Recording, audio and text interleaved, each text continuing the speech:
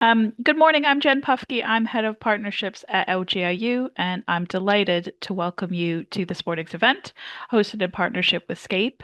Today, we'll be drawing on findings from our recent joint research with SCAPE on delivering through change, where together we explore the pressures facing local authorities when trying to keep infrastructure projects on track and where some of those practical solutions lie for councils.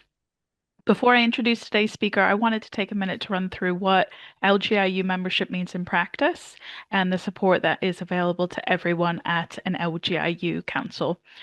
Now, we do, of course, have a very big vision, one of thriving communities led locally by empowered, democratically mandated councils, which we translate into LGIU membership in lots of practical ways. There's the insight and the intelligence that cuts through the noise and brings you up to speed on what matters through written resources like the Daily News Update, which hopefully you receive every morning at 6 a.m bright and early through our training program, through the shared learning that we do, and the chance to connect across the LGIU network. Like today's councils, we have colleagues from sort of across Scotland and England and around the globe as well who join many of our learning events. It also includes things like our huge library of case studies, interviews, and best practice examples. There's our research capacity and the partnership with our LGIU councils to create solutions to the biggest challenges facing the sector, like housing, like economic development. Now, we've been providing unbroken services and support to councils for more than 4 decades, and it's that level of really accumulated sector knowledge and our partnership ethos that sets us apart and loops directly into those services that we provide to our councils. So it's a really unique membership that's evolving alongside you and the challenges you're facing. So if this is your first introduction to LGIU, or you only know us from those lovely 6 a.m. daily news emails, I do hope you will have a peek and look a bit further. Now, enough from me. We are here this morning to explore this new research and its implication for local authorities. As such, I'm delighted to be joined by a stellar lineup of speakers today. First up, we have LGIU researcher and report author Dan Godley, who will introduce the findings. We then have Caroline Compton-James, Deputy Chief Executive of SCAPE, who will share her thoughts and reflections on this research that we did together. Finally, we'll hear from two local government practitioners about what it's like on the ground and what it means in practice. And that's Emily Attak, who's Director of Property Development and Regeneration at Baber and Mid-Suffolk District Councils, and Tony McGovern, who's Director of Investment, Delivery and Growth at Stoke City Council. So before we start, just a quick bit of housekeeping. We will be recording the session, but we'll stop that for the Q&A. We really want to make this as engaging as possible. Kick us off. Let us know in the chat where you're calling in from this morning. But please prep your questions for our panelists so that we're ready to share them in the chat or by raising your hand at the end of the discussion. It is an hour. We like to keep these sort of bite-sized sessions quite short and sweet. So do have those questions ready, and anything we don't get to today, we'll make sure that we follow up with you afterwards. And I should say, after the event, we will email you all the links to all the slides, the recording, the report, and any other relevant resources that are mentioned throughout the discussion. So enough from me. Let's get started. I'm going to hand the virtual mic over to Dan Godley, who's going to kick us off. Dan, over to you. Okay, great. Yeah, so thanks, as Jen says, we worked with SCAPE on this report, so delivering through change, which I'm going to talk you through. And yeah, next slide, please, Caitlin. So this was based on research we did last autumn, where we wanted to find out about the sort of forces shaping local infrastructure projects. So we surveyed 70 offices across 63 councils in England, asking them to sort of give their views on what's straining delivery, what risks face ambitions, how councils are navigating those pressures, and what councils need to maintain momentum. So as I said, this has shaped a written report, which came out earlier this year, I think in March, and that will be shared after this session. So I do recommend you have a look. Next slide, please, Kate. So just to start off, so the first question we asked is whether councils feel well positioned to deliver on their ambitions in terms of infrastructure and capital projects. As you'll see here, there's quite a big split.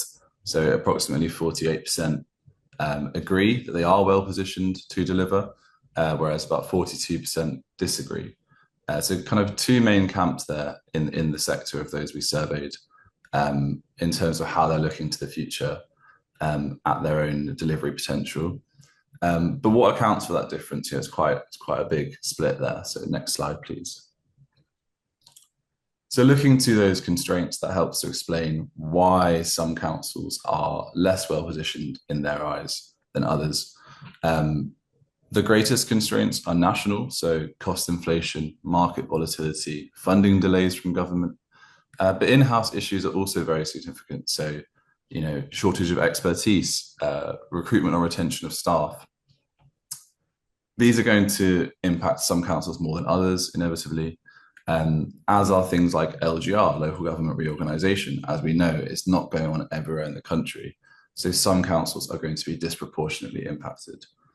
The same goes for devolution and political change. So particularly the political change, whether electoral cycles mean some places like being impacted now, or that change is just happening now, is going to impact it. I will say this research was done before the last local election, so maybe anticipate that slightly higher now.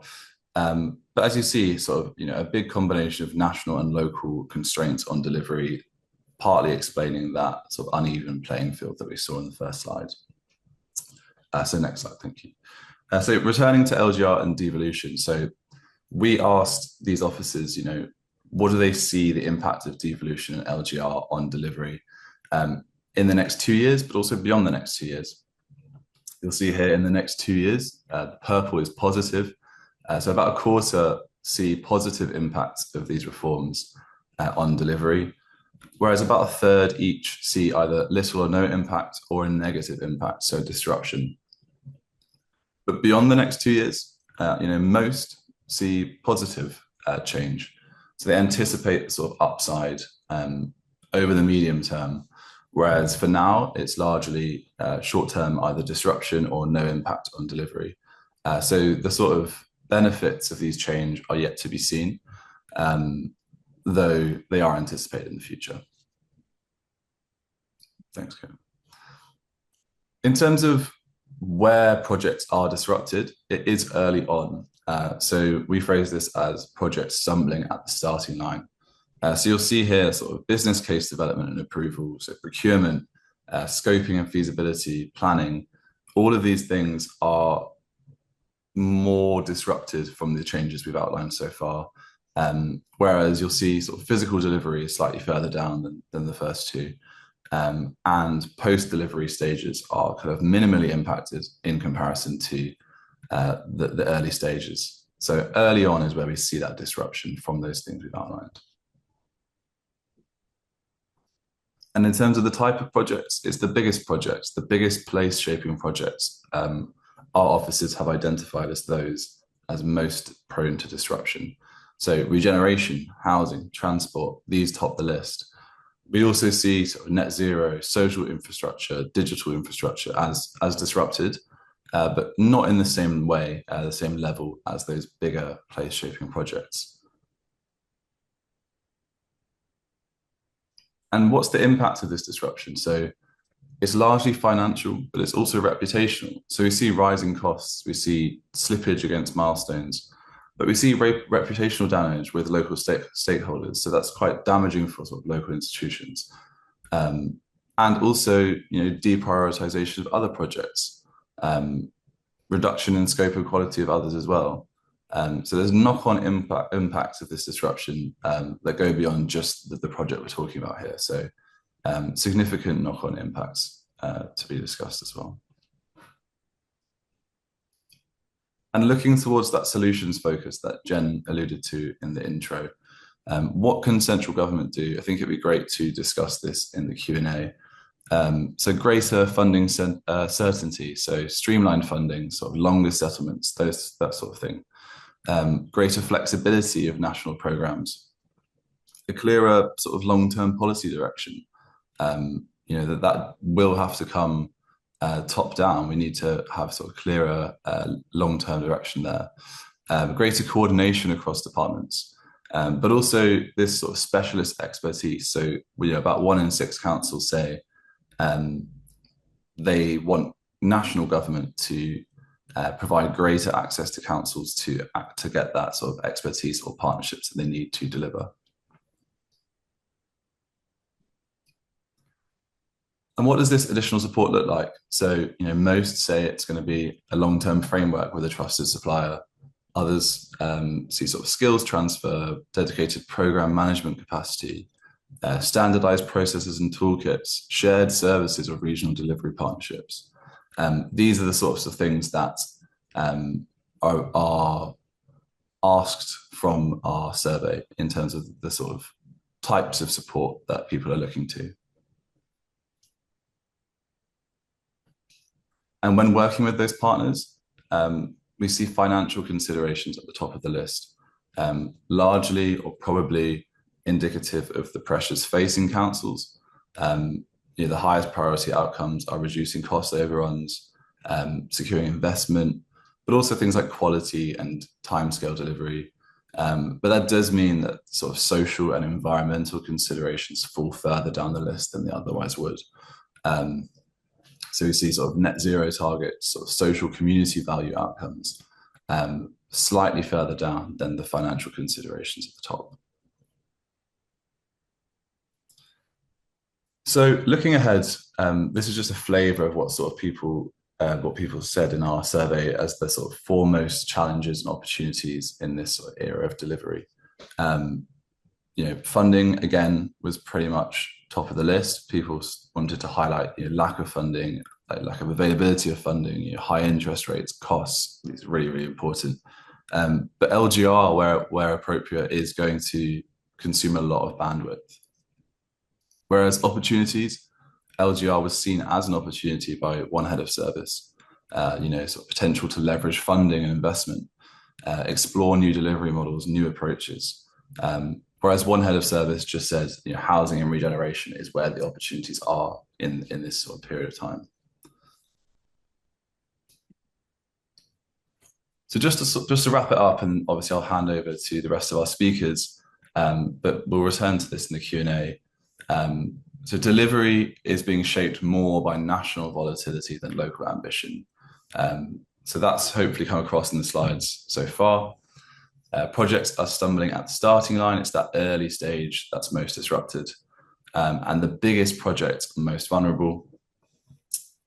Councils want system fixes, not sort of sticking plaster politics, long-term durable change. And external support is sought by many.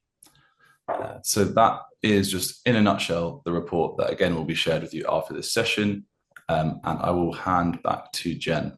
Thanks so much, Dan. Thanks for that. Really, really helpful. And as I said at the beginning, keen to get colleagues on the call, your reflections on those findings.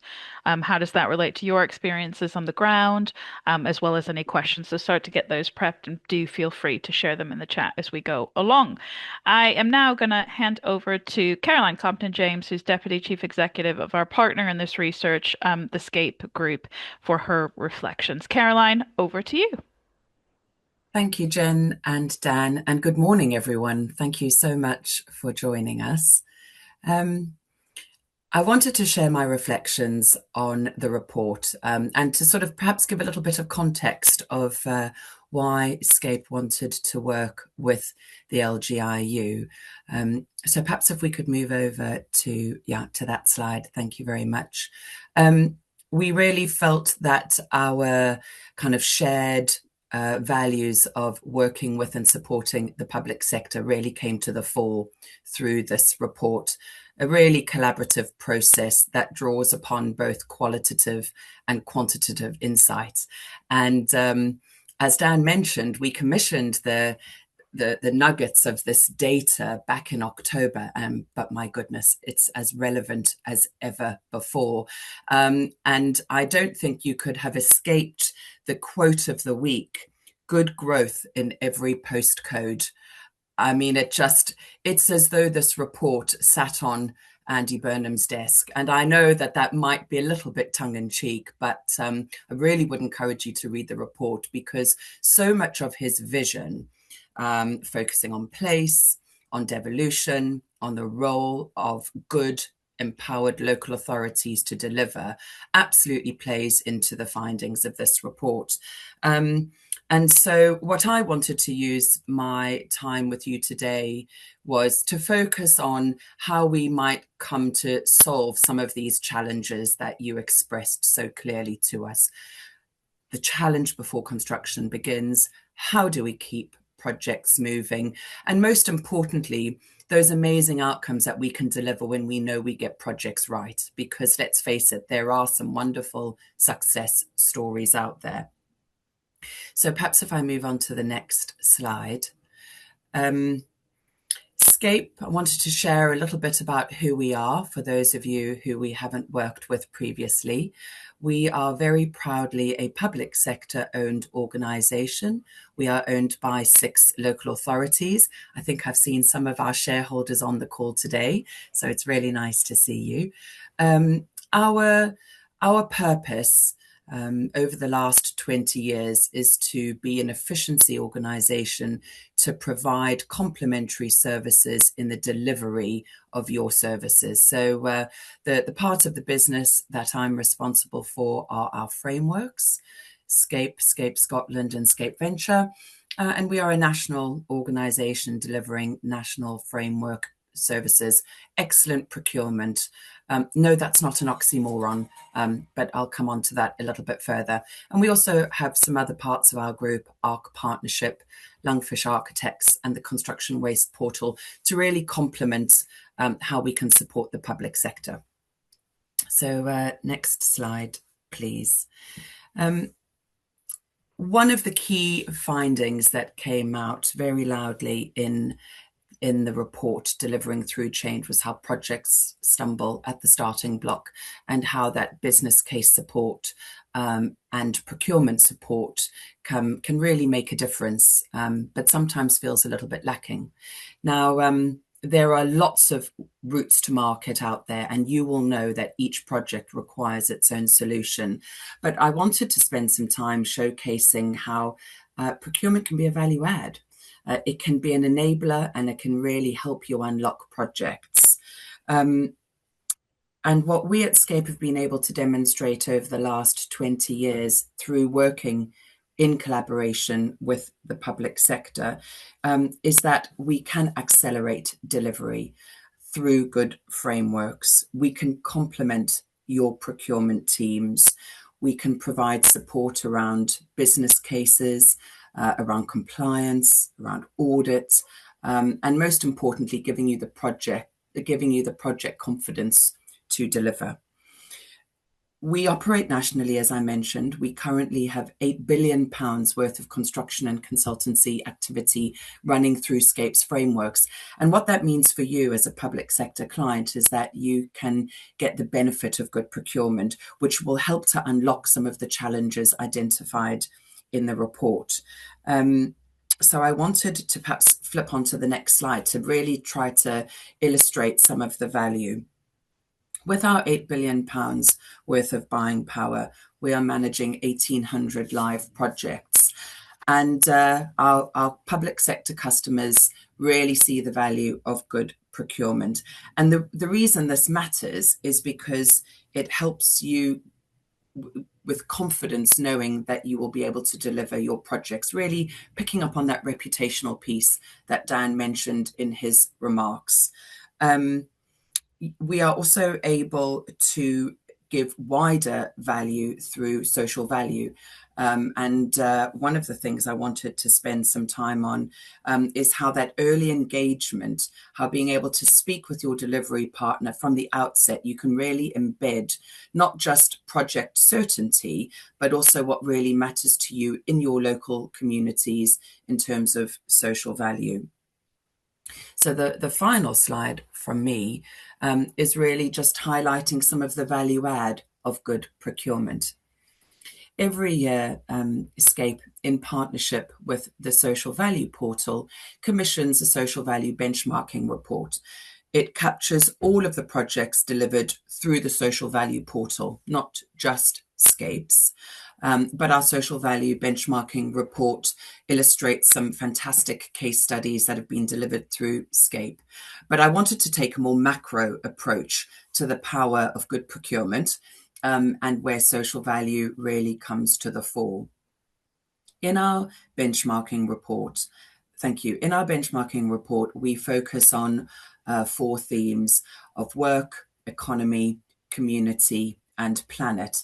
And what's really interesting is each year the data shows a slightly different lens for social value delivery. And again, kind of circling back to where I started, this report highlights that the Northwest has got the richest social value outcomes in the 2025 report. You'll have to explore more to perhaps understand why. Excuse me, but also that regional variance shows a huge focus on the importance of economy and work, which again ties into our report delivering through change around how tackling the skills shortage, tackling supply chain resilience can really be empowered through good procurement.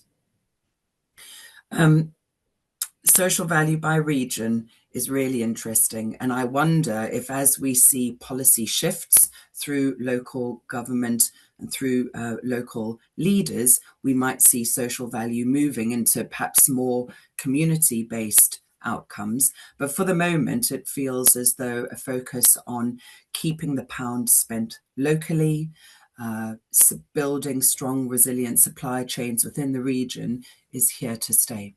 So hopefully that's given you a bit of a flavour and a little bit of optimism around the opportunities for good delivery within region, and really happy to pick up on these points through our Q&A later on in the session. Thank you. Brilliant. Thanks so much, Caroline. Thank you for that. And if it's helpful for colleagues, I have just shared the link to the full report there on social value that you produced for last year. Thanks so much, Caroline. Looking forward to getting into the questions and reflections shortly. Before we do that, I'm now going to hand over to Emily Attack, who's Director of Property Development and Regeneration at Baber and Mid Suffolk District Council, for her sort of reflections on the research and what it means in practice.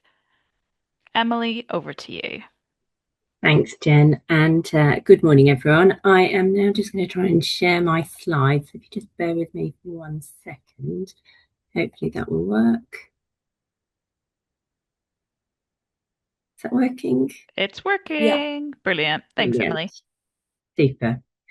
So I was interested in this research, I think largely because one of the constants in local government over the last 10 or 20 years has been change. And that change, comes from a number of different things, whether that's austerity, through to pandemics, cost of living crisis. And what we've seen is that our residents and our communities have changed, and the services that we need to deliver have also therefore needed to change. And obviously at the moment we're going through a huge amount of change with devolution and LGR on the table. So just trying to move through my slides. So what the survey highlighted, particularly for the East of England, was that LGR was a huge challenge and an opportunity. And because Baber and Mid Suffolk are on that LGR journey currently, I thought I'd probably reflect more on that and some of the projects that we're delivering. So Baber and Mid Suffolk District Councils are 2 separate councils, but we have a shared workforce, and we sit in the middle of Suffolk. So you can see from this slide, we are largely a rural authority, but with market towns. And what's on the table for us in terms of LGR is that we'll move from 7 separate district, borough and county councils, and we will be rearranged to create 3 new unitary authorities from April 28. So this just shows the sort of timeline in terms of where we're at. So this is probably the biggest change programme, well, not probably, definitely the biggest change programme in local government for 50 years or so. And I think it's inevitable that it will have an impact on the capital projects that we're delivering across our region. I think probably much like the survey has reflected, that the impact will be seen on the other side of LGR for us, so post 2028. So it's I think that really reflects the work in the early stages of projects, and potentially resource being deflected from that area at this point in time. Certainly what we're seeing is that there's a very clear focus from politicians and officers and communities to get projects that are in the pipeline delivered before 2028. There's a real kind of push for that. So I thought I'd perhaps share a kind of few reflections around some of the projects that we're delivering, and certainly looking to move forward at pace over the next couple of years. So we're currently on site delivering some new sporting facilities in Stowmarket. And the facilities cross a number of sites and include a number of different partners. So we are working with the County Council, with an Academy Trust, with a leisure centre operator and several sports clubs. And the land is owned in different parcels. So we're delivering a new 3G pitch, and that's being funded by the Football Foundation. We've got a mini athletics track, which is the first of its type to be delivered in the country. And we're also delivering a new sports and community pavilion building.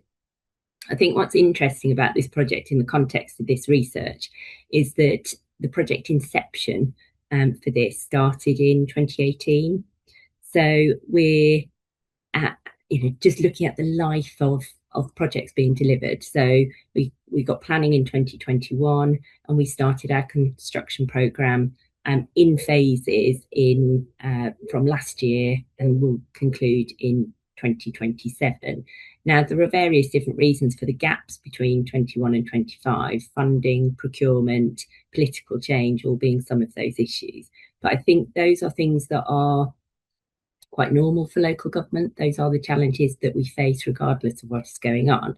So I think it is quite a good example of showing the length of time that particularly projects that are complex, where they have a number of different partners, different land ownerships, different funding sources, that these kind of projects do take a considerable period of time to deliver. And this project was no different to many others, but certainly those kind of early stage challenges meant that we started in 2018, and we're looking at not far off 9-10 years in terms of delivering this. There is a third phase to this project, which is yet to be scoped out, and is probably the phase that will be most impacted by LGR. So then just moving on to another project, which also kind of demonstrates a sort of similar timeline. So this is a site in in Suffolk, a small market town with a high level of heritage and archaeological interest. So this is a small affordable scheme, 16 units. It's the redevelopment of a former county council care home that had reached the end of its life. Again, this site was purchased in 2018, and we didn't achieve planning until 2023. And we started on site with this earlier this year, and will conclude next year. Now, a lot of time was invested in this project in the early years, engaging with our community, co-designing the development to make sure it met those local needs. So this scheme will also include a community garden, which was really important to our community. And so making sure we had a scheme that met the needs of the local community, took a considerable amount of investment of officer and political time in order to get a scheme that really worked for the community. So again, it's just illustrating, on the face of it, this looks like a relatively straightforward scheme, but it's taken a lot of time and resource to see it through to fruition. So I think probably just to say that we don't take 9 years to deliver all of our projects. And in the life of Paddock House, we also delivered a further 200 homes elsewhere and acquired a further 500 homes. So just to give it context, not all schemes are as lengthy as Paddock House. So I think these projects show, like many of you have experienced, I'm sure, that the construction period is often relatively short compared to the whole project life. And we spend a lot of time, and you know, the other speakers have mentioned this as well, Caroline, around the kind of pre-construction period, so preparing business cases, engaging with communities, securing planning, and sorting out funding, procurement, etc. So that's a much greater part of a project than most people see. You know, what they see is when the diggers start on site, and when the bricks start coming out of the ground. And I think we have to invest, you know, a huge amount of time and money in these projects to get them to the point of delivery, particularly when they're complex and there's lots of stakeholders. I think the concern in the sort of LGR context is that these projects are not going to get the investment now, so the delivery impacts will be, you know, in 5 to 10 years' time. So because resource is being diverted to LGR reorganisation, there may not be the same energy to be thinking about the next range of projects, and that could have some impact on delivery post LGR, which in our region is April 2028. But LGR isn't the only challenge that capital projects face, and I think the survey shows that this ranges from, you know, lack of skills, procurement, market volatility, and all of those findings, you know, do ring true with me. I think one of the ways that we have addressed these issues is looking at different delivery vehicles, and probably our most successful delivery vehicle has been Gateway 14, which was set up to deliver a 160-acre commercial development site. Gateway 14 is wholly owned by Mid Suffolk District Council, and there is a board of non-exec directors and exec directors and councillors. And the non-exec directors particularly bring with them a range of private sector experience, whether that's from the sort of finance markets through to construction. Again, with Gateway 14, you know, a scheme of this size is not going to be delivered within a very short window, but we have made a significant amount of progress on site already.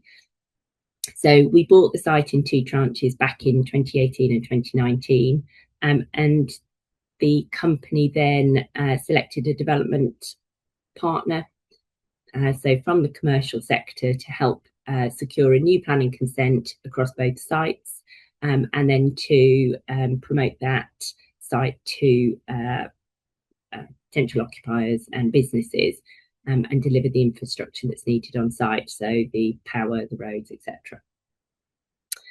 So we got that consent in 2021, and we started infrastructure works in early 22. We actually had our first occupier on site in the building to the right-hand side of this slide, the Range, which is just over 1 million square feet. They moved in November 2023.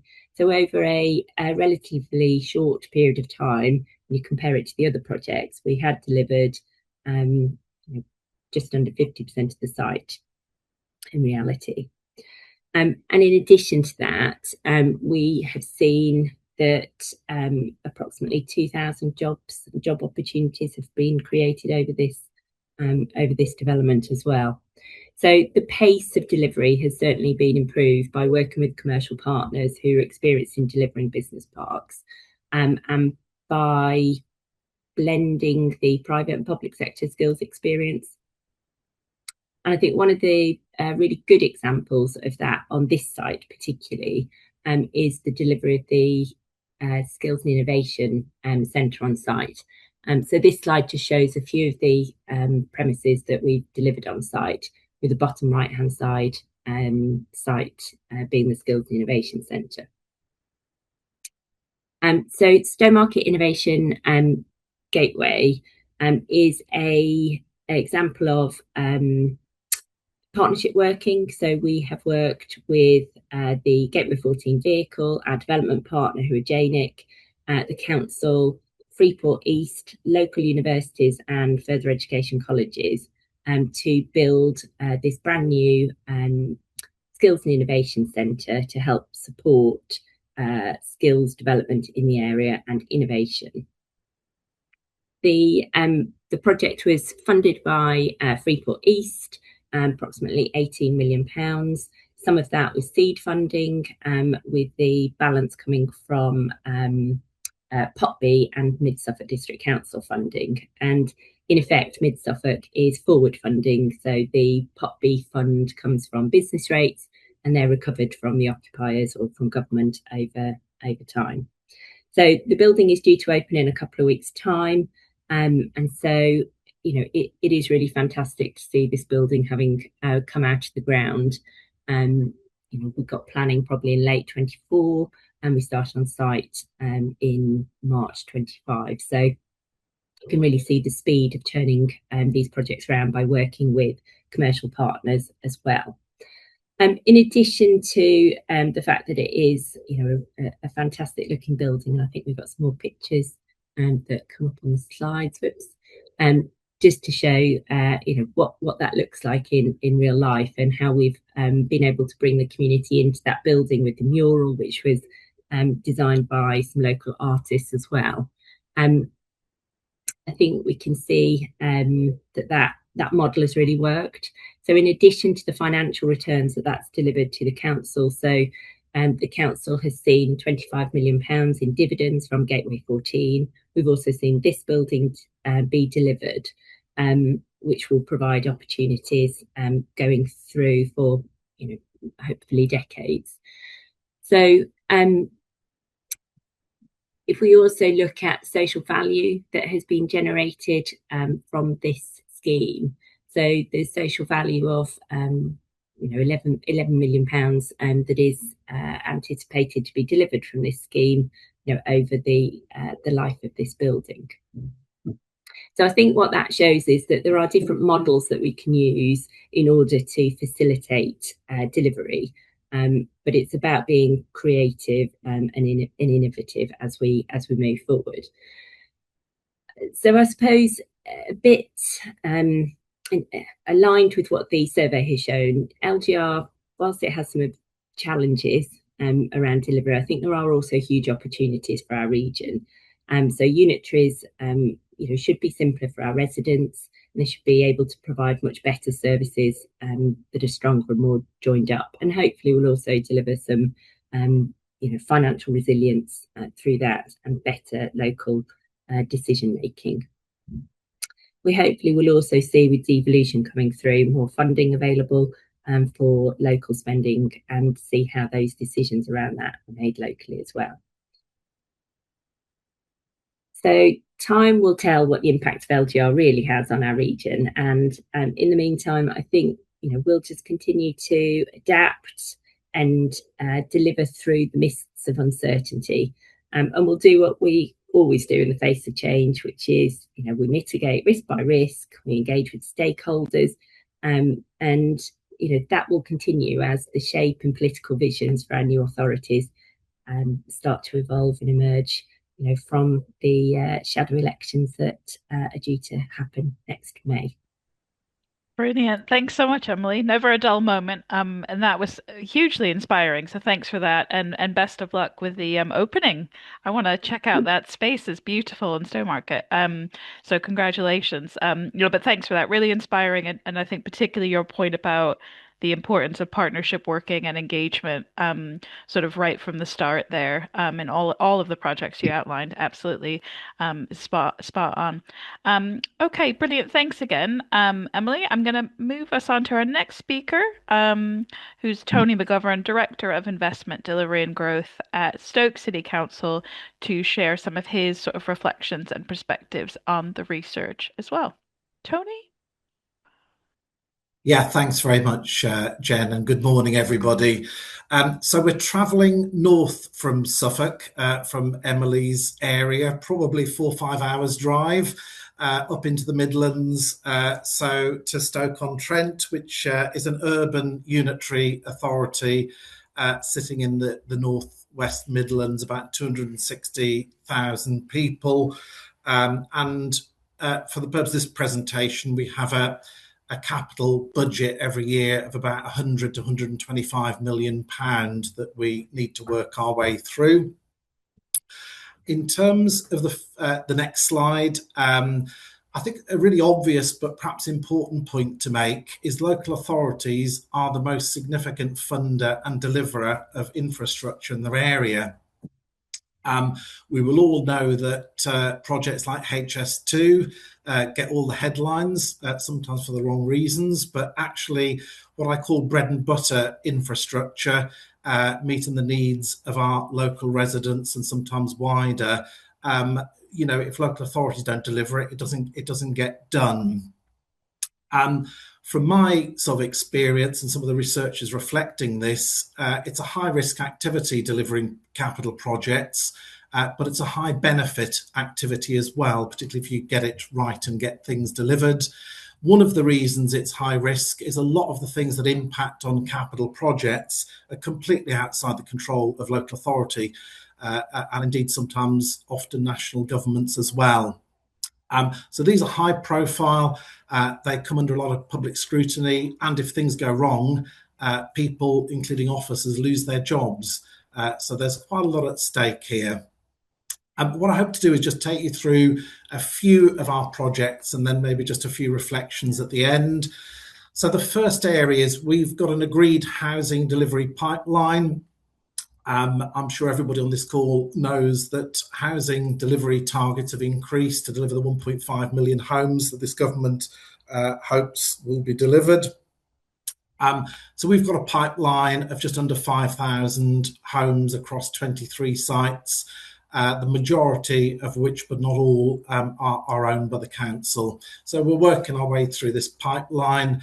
And the next slide just covers the first project that we've delivered on this pipeline, which is, we call it the Goods Yard.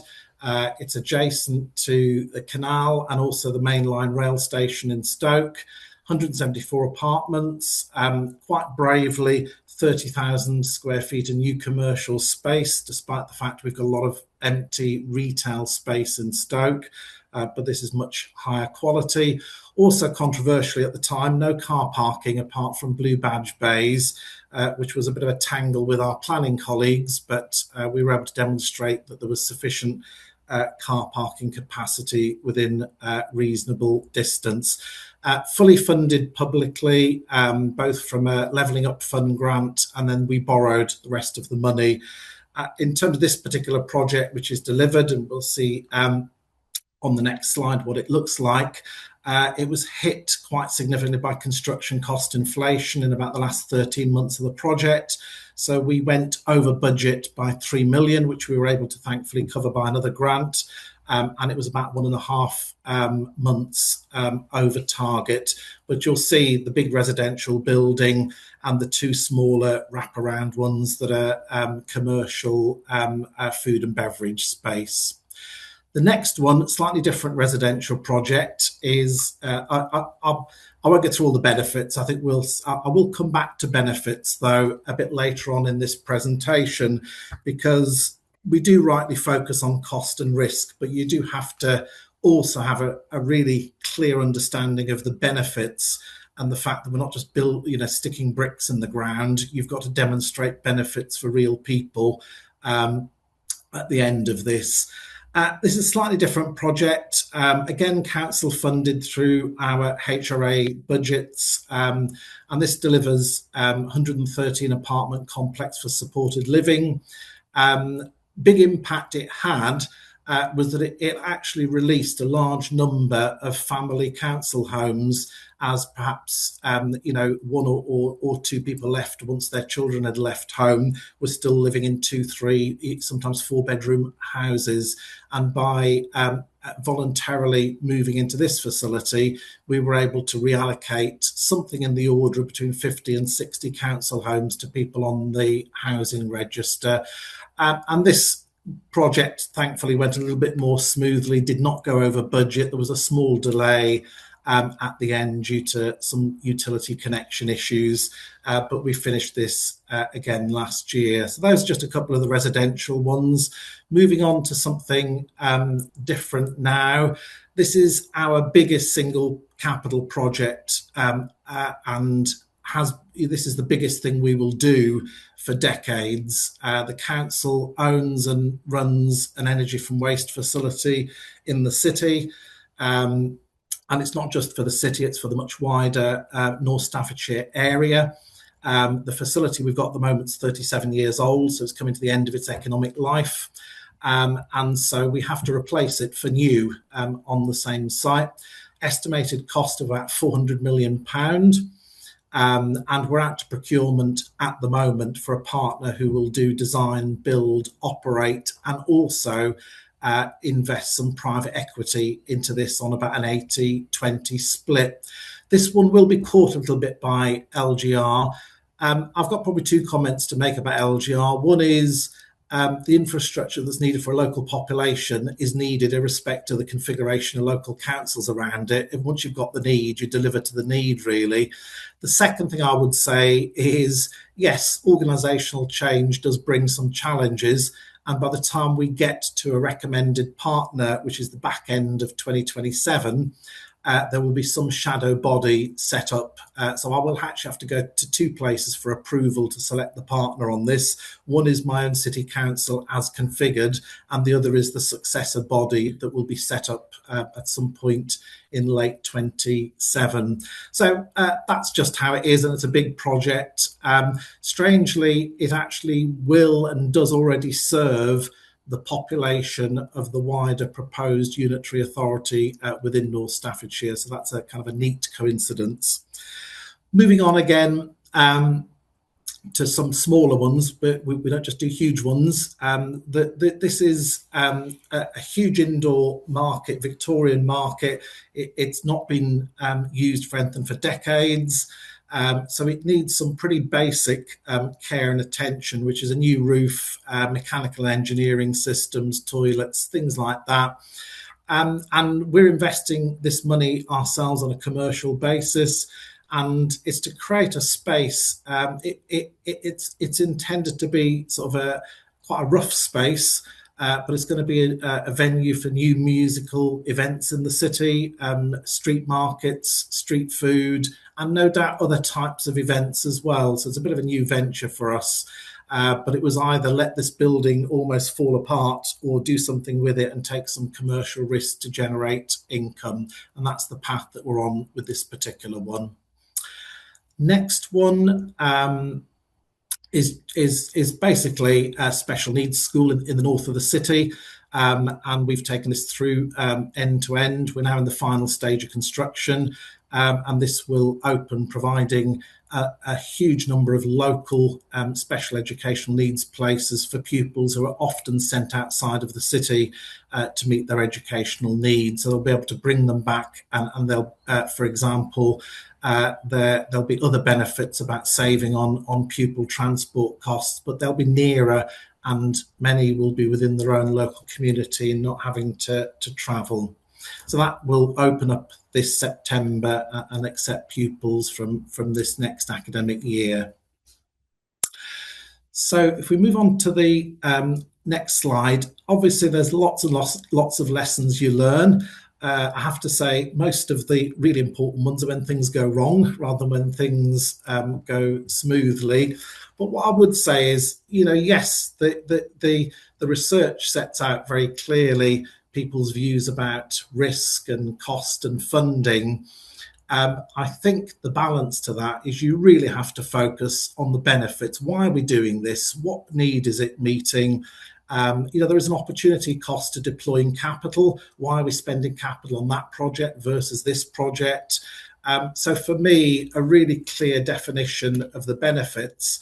And that has to be with elected members as well. You don't just put the costs and the risks in front of them. You've got to put the benefits, have that dialogue and engagement, and make sure that there's political support for the benefits that you intend to produce. The other bits, look, I'm sure everybody on the call will recognise all these things. But I don't know, some projects like Emily's set out, do take many, many years. What I would say in terms of starting up a project, of which we're doing a lot at the moment, it takes a minimum of a year to get a handle on the parameters of a project. often before you go into any type of approval process, such as a cabinet decision, a planning application submission. And there's a challenge for many councils, including ourselves, where we don't always have the revenue budgets to work up the project in the detail that it requires. Contingency, that's a whole conversation on its own, but at the moment we don't do projects with less than a 15% contingency. One or two of ours have 25%, which adds a huge amount to the base budget. Before you go out to procure soft market testing, you've got to keep talking to the market. This infrastructure doesn't get delivered without private sector partners, so you've got to talk to them before you actually go out formally. And obviously, it's really important to get the right partners for the right projects. I do see councils choosing partners who don't appear to have any track record on what they're being asked to do, and that often doesn't end well. And then, final point, really obviously, don't make big changes to a project when you're in the planning or construction phase. It costs a lot of money, it creates a huge amount of delay, and that's why the project workup at the beginning is probably the most important stage of any project. And the final bit for me really is obviously at the national level, which is on the next slide. There are some things which I think government can do. They keep giving local authorities lots and lots of pockets and pots of capital funding. It's really difficult and challenging to combine them all into one project to get delivered. And certainly we're having a conversation with the MHCLG Direct about capital simplification, but that requires a lot of trust on both sides to be able to have some discretion and devolution in terms of use of capital. Planning system, it's complex, it's expensive, and that in the main is because governments of lots of different political parties have decided to reform the planning system, and all that has been achieved is they've made it more complex with multiple overlapping legislation and requirements. So unfortunately, there hasn't been a genuine attempt to simplify the planning system for about 25 years. And obviously, in taking forward projects, you've got to have the proper planning designation. It's got to sit within a statutory strategic plan. And there's a lot of change with the national planning guidance. There's new spatial, the part of the devolution changes. There's a new tier of planning that at certainly a county level, spatial development strategies. What we want as businesses want, and indeed I suspect most people want, is some stability to get these projects delivered in a much more stable, predictable environment. Thank you. Brilliant. Thanks so much, Tony. Again, another, I think, really inspiring presentation there with some really beautiful examples of what you're doing on the ground. And I really loved, I think, for both of you, I think your point about LGR sort of obviously seeing that as a challenge, but really sort of grasping the opportunity around that as well, which I think is really fantastic, and hopefully useful for the audience to hear.